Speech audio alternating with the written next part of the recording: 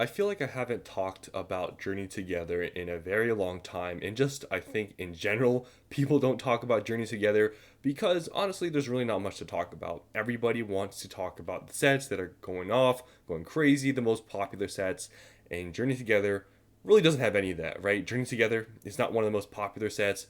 Journey Together isn't popping off. Prices, since being released, have sort of gone down. Now some of them have stabilized, but other than that, yeah, not really much is happening with Journey Together, which is why nobody's talking about it. But I wanted to sort of break that silence and talk about it myself because honestly, Journey Together is one of those sets that is sort of understandable why it didn't go crazy, right?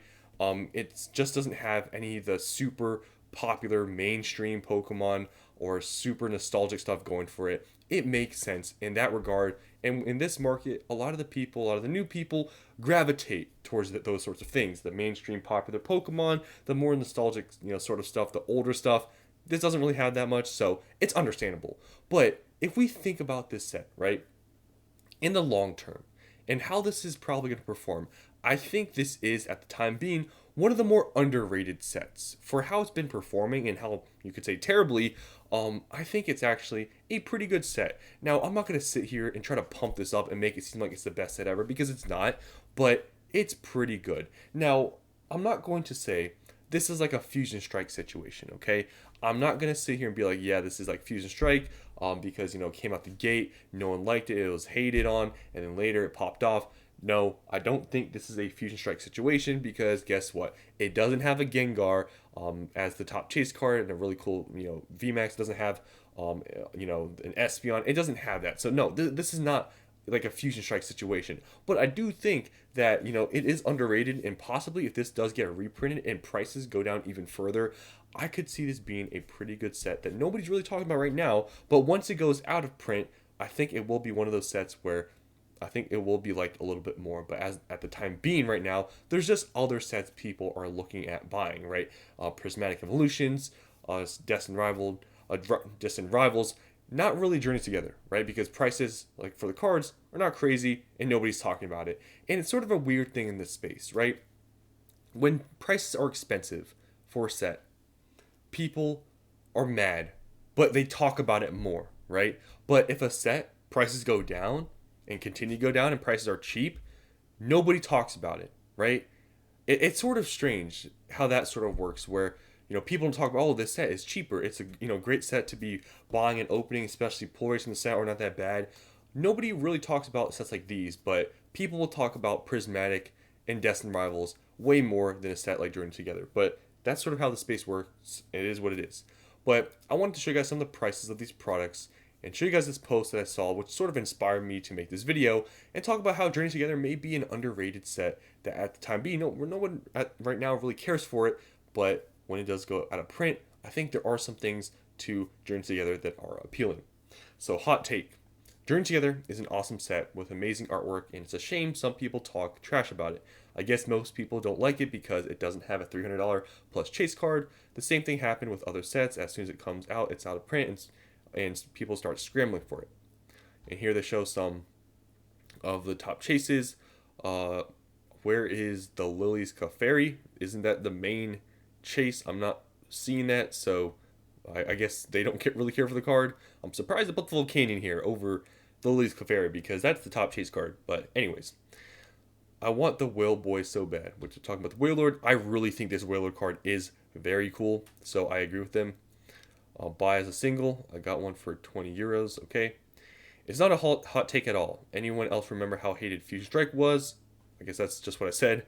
This is literally just history repeating, and if we don't get more enhanced booster boxes printed and the reprint only has regular booster boxes, the Journey Together enhanced booster box could very well be the most expensive booster box of the era.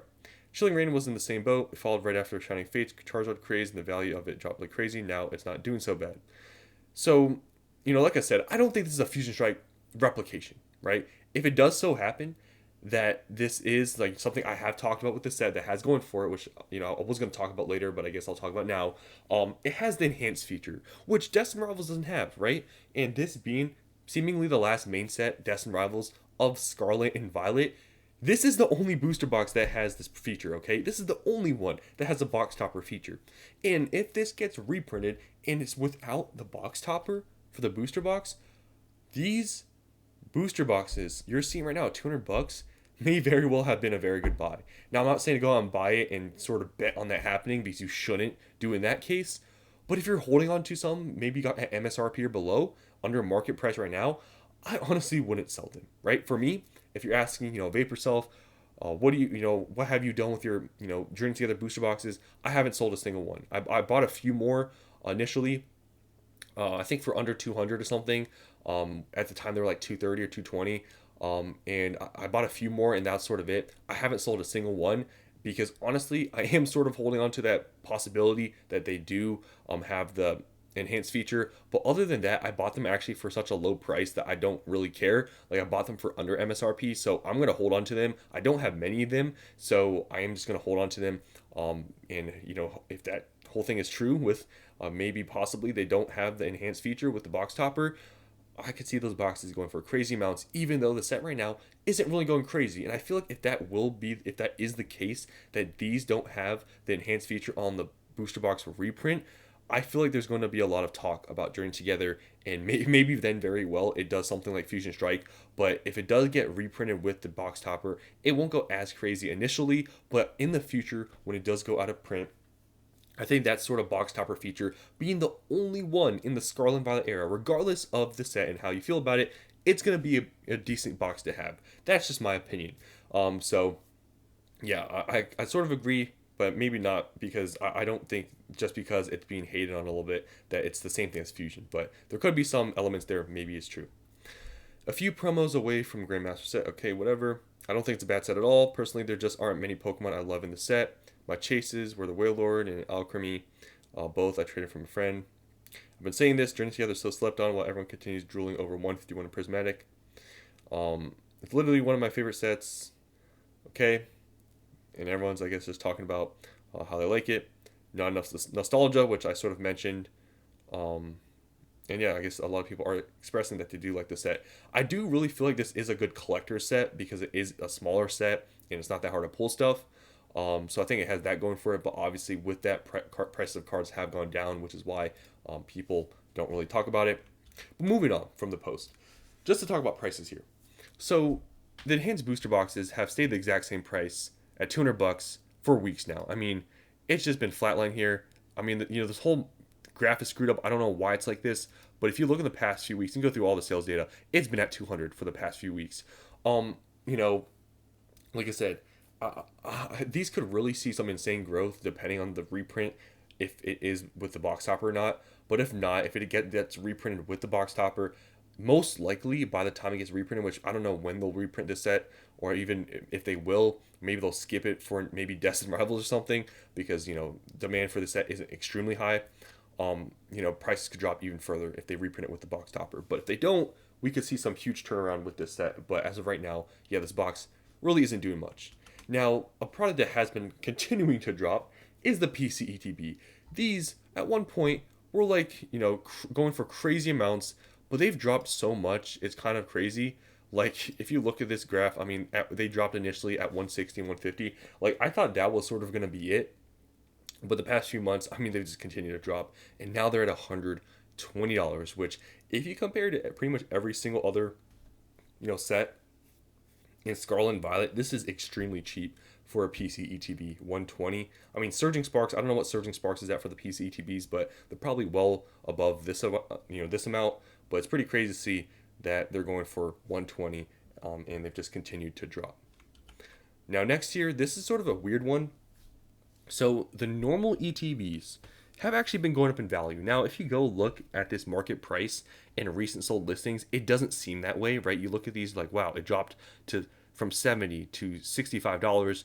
But if you actually see the listings that were sold for $65 and stuff, they had shipping on them for like $8 to $10. So, more realistically, this ETB is selling for around $75. I mean, you can see that here with, I guess here the lowest listed 75.